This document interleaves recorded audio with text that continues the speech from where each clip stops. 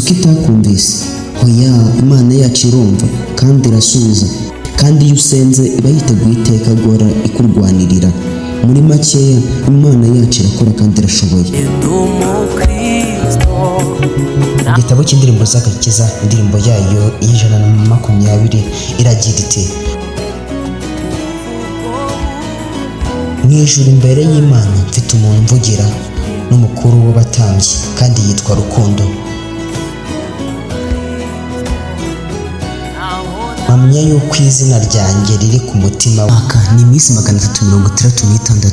Wagakwiye gufata umwanya umwe gusa, umunsi umwe gusa, ukemera gukurikira Umwami Yesu Kristo. Uwo munsi nta wundi, ni umunsi wo kwemera umubatizo, ukemera kujya mu mazi menshi, ndetse ukabatizwa ukemera kumukurikira.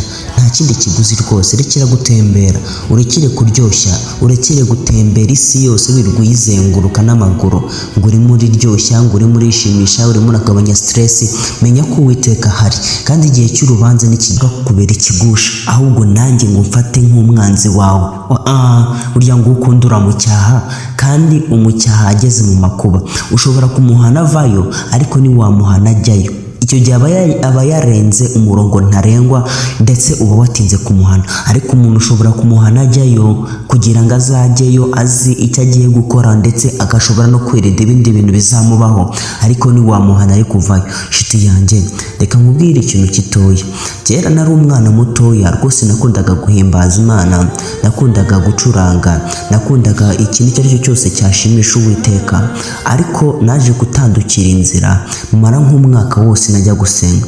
Nshuti yanjye, ibintu byambayeho n'ubuhamya bukomeye cyane. Ubu butumwa nta mwana bugenewe cyangwa nta muntu mukuru bugenewe. Wewe birasaba gusa kuba wumva icyiyumviro ufite cyo kumva mu mutima wawe, nicyo kikwemeza yuko ukwiye kumva ino message, cyangwa ukwiye kuyidivitinga ugakora unsubscribe, cyangwa ugasubscribinga, cyangwa ugatanga like.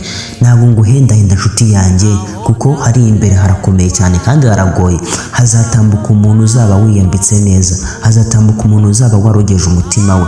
Koza umutima we ntabwo ari ukuvuga ngo wagiye mu rusengero wambaye waberewe. Oya, koza umutima wawe ni ukubana n'abandi, gusenga Uwiteka, kureka ibyaha byose.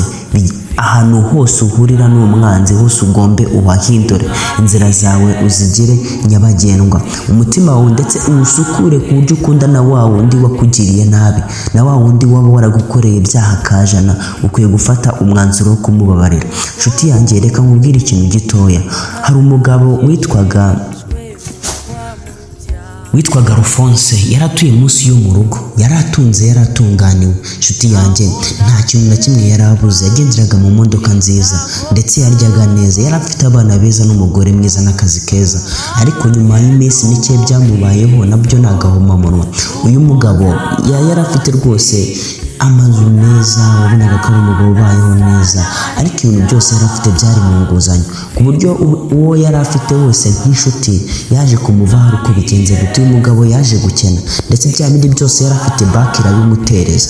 Hanyuma ibiteje banki, hanyuma ba bana barangara, ba bana baba mayibobo, ba bana babiki. Uyu mugabo yari umugome ku buryo nubwo yakunyuraga afite amazi yo kunywa mu gapipiri, agapipiri yarakakwimaga kakakandagira n'imodoka yiwe akajugunya muri puberi. Hanyuma we amazi washaka ukajya kwiriba se cyangwa ukajya kuyavoma ahandi. Uyu mugabo yari afite ubugome bukomeye cyane, ariko yakundaga no kujya gusenga. Ntibivuze yuko kuba ufite ubugome bungana uko nguko uzajya mu rusengero ngo Imana ikakubabarira. Wowe imitungo yawe nta hantu ihuriye n'Uwiteka. Wowe ufata imitungo yawe uyigendemo neza, uyigendanemo n'abantu neza, hanyuma Uwiteka ntihazahera aguha umugisha. Ijambo ry'ihumure kandi ijambo ry'ikaze, kandi ni ijambo rihuruhura umutima. Wowe irekure gusa nicyo bisaba. Ndagushimiye cyane, ndagusaba gukanda subscribe kuri ino channel ijambo ry'ihumure, kugira ngo ujye ubasha kubona ibindi biganiro bigiye bitandukanye. Njyewe tujye kuzajya tubana buri munsi uko bwije n'uko bukeye. Amazina yanjye banyita Bosco. Ndagushimiye cyane.